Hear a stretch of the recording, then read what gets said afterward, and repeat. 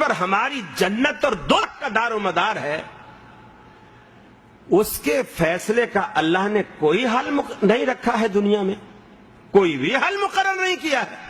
کہ امت لڑتی مرتی رہے ساری عمر۔ بھئی اللہ کے رسول نے کبھی یہاں بھی ہاتھ باندھے تھے، کبھی یہاں بھی باندھے تھے، کبھی بالکل بھی چھوڑے تھے اور کبھی گردن میں بھی ڈالے تھے،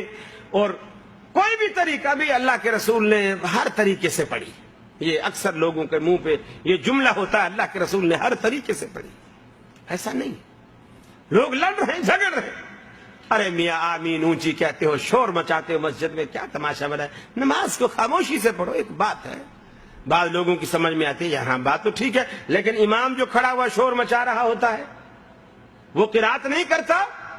وہ شور نہیں ہے۔ اسپیکر میں نمازیں پڑھائی جاتی ہیں، وہ شور نہیں ہے۔ اب کہتے ہیں جی قرات تو اللہ تبارک و تعالیٰ کے رسول کرتے تھے، تو وہ تو سنت ہے، وہ تو امام جو جہری نمازوں میں قرات اونچی کرے گا۔ تو اس کے معنی یہ ہوا کہ کوئی کام اگر شریعت کے مطابق ہے، بھلے بظاہر شور ہے، تو وہ کیا جانا چاہیے۔ اور اللہ تبارک و تعالیٰ کے رسول پہلی صف میں کھڑے ہوئے آمین کہتے تھے۔ خواتین آخری صف میں ہوتی تھی مسجد نبوی کی، وہ کہتے ہم آخری صف میں اللہ تبارک و تعالیٰ کے رسول کی آمین کو آخری صف میں سنا کرتی تھی۔ حضرت عطا بن ابی رباح بہت بڑے تابعی ہیں، وہ کہتے ہیں میں بیت اللہ کے اندر آیا اور اس وقت 200 صحابہ کرام بیت اللہ میں موجود تھے، میں نے وہاں نماز پڑھی۔ سمیت من اصحاب النبی صلی اللہ علیہ وسلم 200 من اصحاب النبی صلی اللہ علیہ وسلم، جب امام غیر المغضوب علیہم ولا الضالین کہتا ہے، وہ سارے کے سارے آمین کہتے تھے۔ میں نے اپنے کانوں سے سنا 200 صحابہ کرام امام کے پیچھے آمین کہتے تھے۔ بخاری شریف میں حدیث ہے، حضرت عبداللہ بن زبیر رضی اللہ تعالیٰ عنہ نے نماز پڑھائی، امامت کرائی۔ امن ابن زبیر ومن براہ وان للمسجد للجۃ، وہ کچی مسجد، یہ کچی مسجد جو ہوتی ہے نا، جس کی چھت بھی کھجور کی چھڑیوں کی تھی، وہ معمولی بچوں جیسی آواز نکالنے سے گونجا نہیں کرتی۔ پکی عمارت تو معمولی گونج سے بھی گونج جاتی ہے، معمولی آواز سے بھی پکی عمارت گونجتی ہے، لیکن کچی عمارت معمولی آواز سے نہیں گونجتی۔ لیکن صحابہ عبداللہ بن زبیر کے پیچھے نماز پڑھتے ہیں، مسجد نبوی ہے، کچی مسجد ہے، چھت چھڑیوں کی ہے، لیکن صحابہ کہتے ہیں ان للمسجد للجۃ، پوری کی پوری مسجد نبوی آمین کی آواز سے گونج اٹھا کرتی تھی۔ اس کے معنی کیا ہے؟ صحابہ کرام اتنی زور سے آواز میں پریشر پیدا کر کے آمین کہا کرتے تھے، اور یہاں لوگوں کے وضو ٹوٹ جاتے ہیں، آمین سن کر وضو ٹوٹ جاتے ہیں لوگوں کے۔ میرے بھائیو، اللہ تبارک و تعالیٰ کے رسول سے محبت کے معنی کیا ہے؟ آپ کی سنت سے محبت، آپ کی سنت سے پیار، آپ کی سنت سے پیار ہونا چاہیے۔ رسول اللہ صلی اللہ علیہ وسلم کی ایک امتیازی حیثیت ہے، اور جو آپ کے فیصلے کو نہ مانے، میں کچھ نہیں کہتا، اللہ رب العالمین نے قرآن میں کہا، فرمایا فلا وربک لا یؤمنون حتی یحکموک فیما شجر بینہم۔ اے حبیب، فلا وربک لا یؤمنون، اے حبیب مجھے آپ کے رب ہونے کی قسم، تیرے رب کی قسم ہے، لا یؤمنون، وہ شخص ایماندار نہیں ہو سکتا، کتنے بھی ایمان کے دعوے کرے ایماندار نہیں ہو سکتا، داڑیاں رکھ لے پھر بھی ایماندار نہیں ہو سکتا، مسجد میں حاضر ہو جائے پھر بھی ایماندار نہیں ہو سکتا، حتی یحکموک فیما شجر بینہم، جب تک اپنے جھگڑوں میں، اپنے تنازعات میں، اپنے اختلافات میں آپ سے فیصلہ نہ کرائے، آپ کو فیصل نہ مانے۔ صرف آپ کی عدالت میں مقدمہ پیش کر دینا کافی نہیں، آپ کی عدالت میں مقدمہ دائر کر دینا کافی نہیں،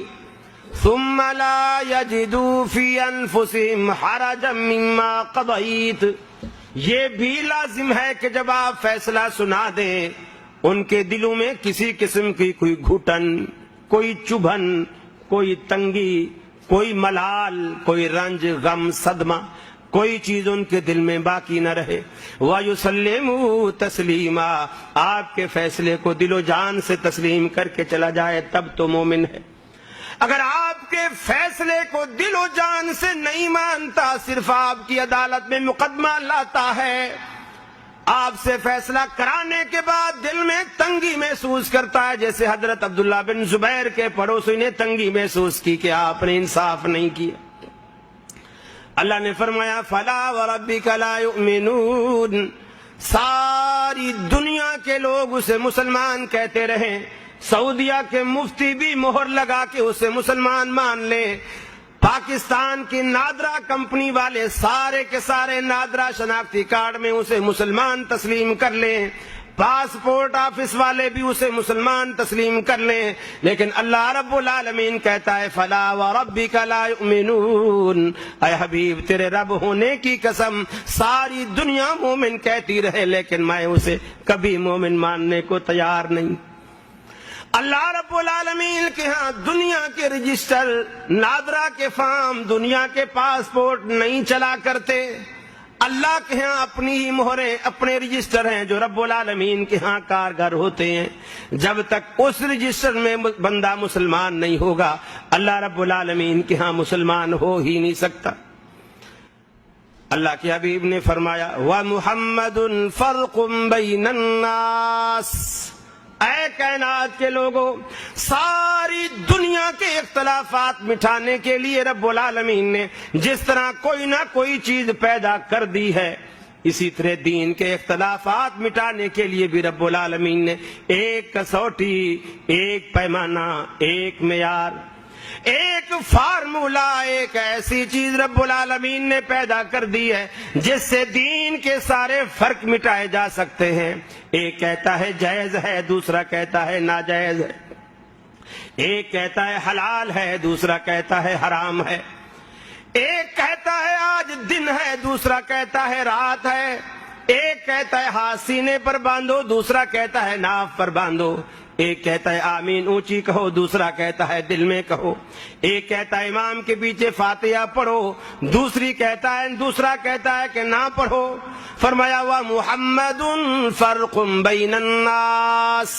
ہم نے محمد عربی کو پوری کائنات کے اختلافات مٹانے کے لیے ہم نے پیمانہ بنایا ہے۔